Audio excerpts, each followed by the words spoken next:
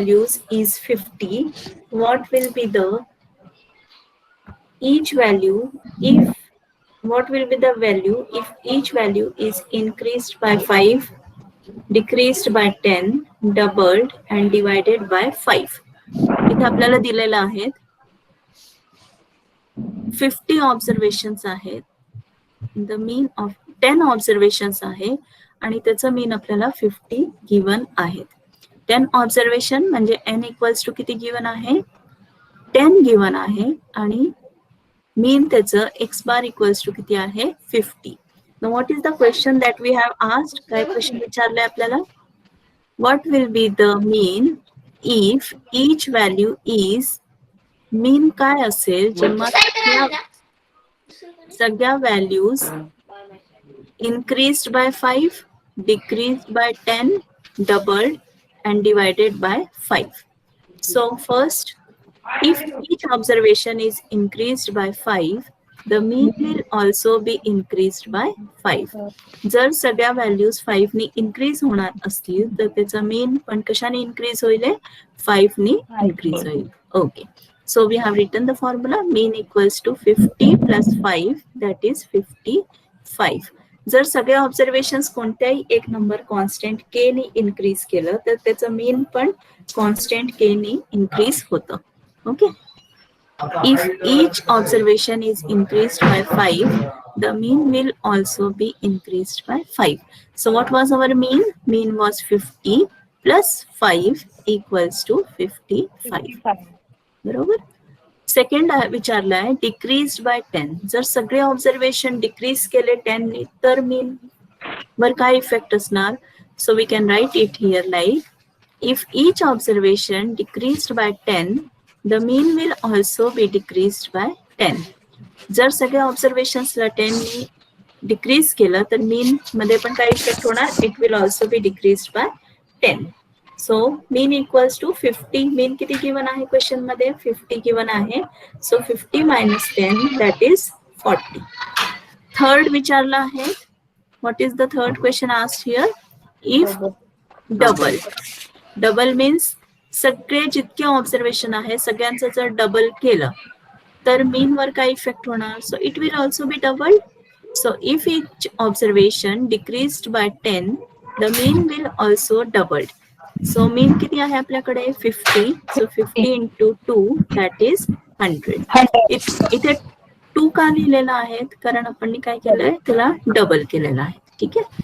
Last divided by 5. जर सगळ्या ऑब्झर्वेशन्सला 5 ने डिवाइड केलं then mean will also be divided by 5. So if each observation is divided by 5, the mean will also be divided by 5. Okay, so mean किती given होतं? 50. सगळ्या ऑब्झर्वेशन्सला 5 ने डिवाइड केलं, so it became 10. Okay, so याच टाइपचा question आता तुम्ही एक सोडवा नोटबुक मध्ये. Right the question.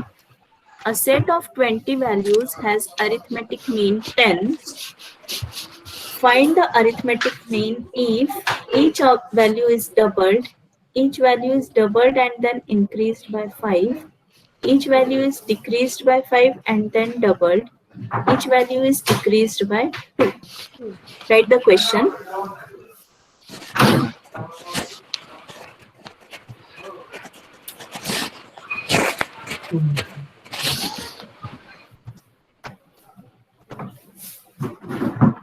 लिहिलं सगळ्यांनी? Write the question in the notebook. A set of 20 values has arithmetic mean 10. Find the arithmetic mean if each value is doubled, each value is doubled and then increased by 5, each value is decreased by 5 and then doubled, each value is decreased by 2.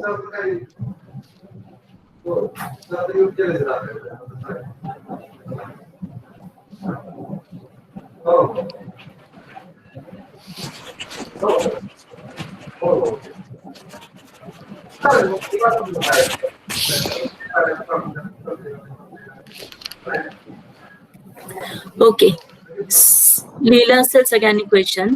So let us solve the question.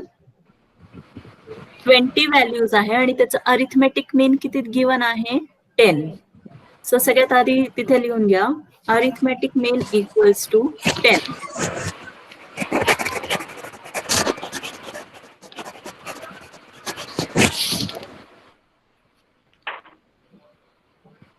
Arithmetic mean equals to 10.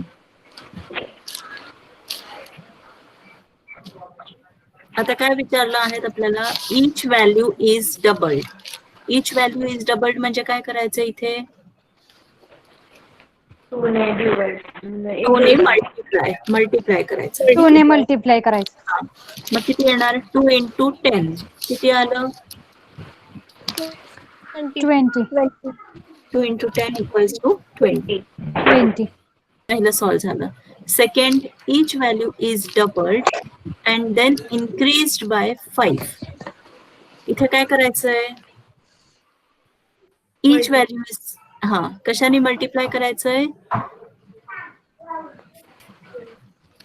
2 ने multiply करायचंय आणि त्याच्यामध्ये काय add करायचंय 5 add करायचंय. लिहून घ्या each value is doubled and then increased by 5. 25. 2 into 10 plus 5 किती आला आन्सर 25. 25. Okay. Third question लिहून घ्या. Write the third question. Each value is decreased by 5 and then doubled.